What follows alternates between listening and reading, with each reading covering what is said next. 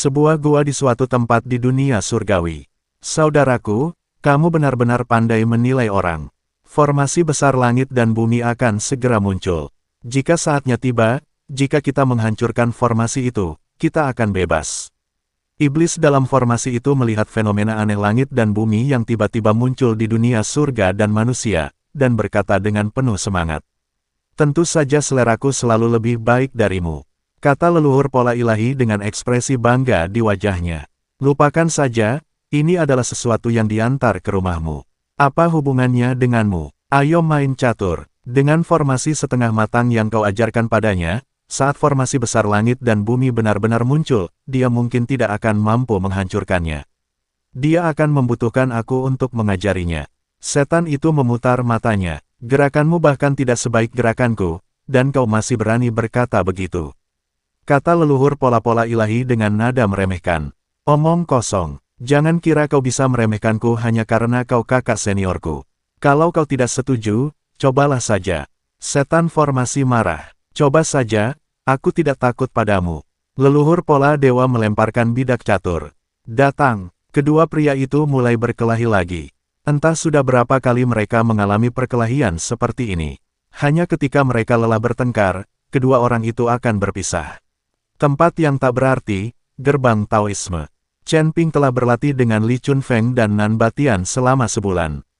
Meskipun alam Chen Ping telah dinaikkan ke tingkat keempat Mahayana di bulan ini, Chen Ping tidak bersantai. Ketika dia mulai bertarung dengan Li Chunfeng dan Nan Batian, dia sering dikalahkan, tetapi sekarang dia dapat dengan mudah bertarung melawan mereka.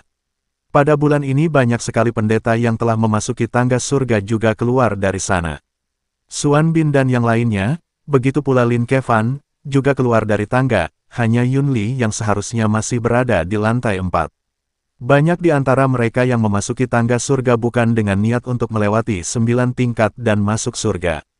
Kebanyakan orang hanya ingin memasuki dunia pendakian tangga, mendapatkan sejumlah sumber daya, atau mendapatkan sejumlah pelatihan. Tidak mudah untuk lulus level ke-9. Tuan Muda Ming juga keluar dari tangga menuju surga. Dia tampak sangat bersemangat. Tampaknya dia telah memperoleh banyak sumber daya dari dunia di dalam tangga menuju surga. Hei, anak ini benar-benar mencapai level lebih tinggi hanya dalam 1 bulan. Ketika Ming Shao tiba di Sekte Tao, dia menemukan bahwa Chen Ping sebenarnya telah dipromosikan dari alam Mahayana tingkat ketiga ke alam Mahayana tingkat keempat. Dan tampaknya Chen Ping tidak tinggal di dunia tangga menuju surga. Tuan Muda Ming, para saudari dari Sekte Huofen tidak berada di Sekte Dao saat ini. Sepertinya mereka masih berada di tangga menuju surga. Sekarang adalah kesempatan yang baik untuk menghadapi Chen Ping. Pria tua berambut merah itu berbisik. Tuan Muda Ming, sekarang memang saat yang tepat. Gan Xiaohan juga datang ke Tuan Muda Ming dan berkata. Sekarang Gan Xiaohan ingin membunuh Chen Ping apapun yang terjadi. Tuan Ming, jika kita bekerja sama, bukankah itu lebih dari cukup untuk menghadapi Chen Ping? Huo Zhenfeng, kepala keluarga Huo, juga buru-buru berkata. Chen Ping memiliki kebencian yang mendalam terhadap mereka, jadi mereka ingin segera membunuh Chen Ping. Ming Shao mengangguk, lalu menatap para biksu berjubah hitam yang mengikutinya dan berkata, Fuseng, kalian berdelapan pergi menemui Chen Ping. Kebetulan kalian semua adalah kultivator pedang. Pemimpin 8 biksu berjubah hitam itu mengangguk, sesuai perintahmu. 8 orang itu menanggalkan jubah hitam mereka. Masing-masing dari mereka mengenakan pakaian ketat, dan mereka juga membawa kotak pedang di punggung mereka. Sekilas orang bisa tahu bahwa ke-8 orang itu adalah pembudidaya pedang. 8 pendekar pedang Gunung Iblis. Melihat pakaian ini, Huo Zhenfeng dan Gan Xiaohan sama-sama sangat terkejut. Mereka tidak menyangka bahwa 8 pendekar pedang Gunung Iblis yang telah lama menghilang, akan berada di 4 istana dunia bawah saat ini. 8 sosok itu lenyap dalam sekejap, lalu 8 aura pedang yang sangat tajam muncul di langit. Manusia dan pedang menjadi satu. Chen Ping yang sedang bertanding langsung mengernyitkan dahinya, lalu mendongak dengan ekspresi serius. 8 energi pedang ini jelas bukan berasal dari kultivator biasa. Merasakan aura ini, pihak lain pasti dapat mencapai level keempat alam transformasi abadi, atau bahkan lebih tinggi. Ketika 8 pedang energi ini jatuh di depan Chen Ping dan berubah menjadi 8 biksu dengan kotak pedang di punggung mereka, alis Chen Ping mengernyit lebih dalam. 8 pendekar pedang Gunung Iblis. Ketika Lin Kevan melihat 8 orang ini, ekspresinya tampak sedikit jelek.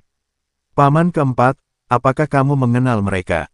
Tanya Chen Ping. Tentu saja, 8 pendekar pedang Gunung Iblis juga merupakan tokoh terkenal beberapa tahun yang lalu. Sayang sekali mereka adalah pembudidaya iblis. Kemudian, kudengar mereka diburu dan akhirnya mati di tangan seorang ahli. Aku tidak menyangka bahwa ke-8 pendekar pedang ini masih hidup, dan tampaknya kekuatan mereka telah meningkat pesat. Lin Kevan berkata dengan kaget. Teman-teman Taois, saya tidak punya dendam terhadap kalian. Saya heran mengapa kalian ada di sini. Chen Ping bertanya pada 8 pendekar pedang. Dia tidak tahu bahwa orang-orang ini semuanya berada di bawah 4 dunia bawah. Kami dari 4 dunia bawah, dan kami mengikuti perintah Tuan Ming untuk membunuhmu. Kata pemimpin Fuseng. Bagaimana 8 pendekar pedang, yang begitu kuat dan pantang menyerah, berakhir di 4 dunia bawah? Bukankah semua pendekar pedang adalah pria yang berkarakter kuat dan pantang menyerah?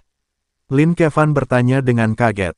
Chen Ping juga terkejut. Dia tidak menyangka bahwa 8 biksu berjubah hitam yang mengikuti Tuan Muda Ming ternyata adalah 8 kultivator pedang ini. Harus kuakui, keempat alam baka itu memang sangat kuat, terutama Tuan Ming ini, yang mampu membuat begitu banyak orang kuat menyerah. Paman keempat, apakah kamu sanggup menangani 8 orang ini? Chen Ping bertanya. Lin Kevan tertegun dan menatap Chen Ping, jika menurutmu pamanku tidak diperlukan, katakan saja dengan jelas, tidak perlu melakukan ini. Bukan itu yang kumaksud. Chen Ping tersenyum. Apa maksudmu? Kurasa kau hanya menganggapku tidak berguna.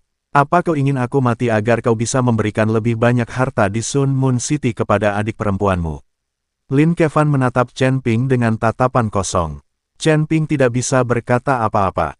Bahkan jika Lin Kevan tidak mati, seluruh kota Sun Moon akan tetap menjadi miliknya. Tuan Chen, bagaimana dengan kami? Hyun Bin dan yang lainnya berbicara. Chen Ping tahu bahwa meskipun Suan Bin dan yang lainnya juga telah menerobos ke alam transformasi abadi, mereka masih harus menempuh jarak yang cukup jauh untuk mengejar para pembudidaya pedang di depan mereka. Lalu dia melihat Li Chunfeng dan Nan Batian.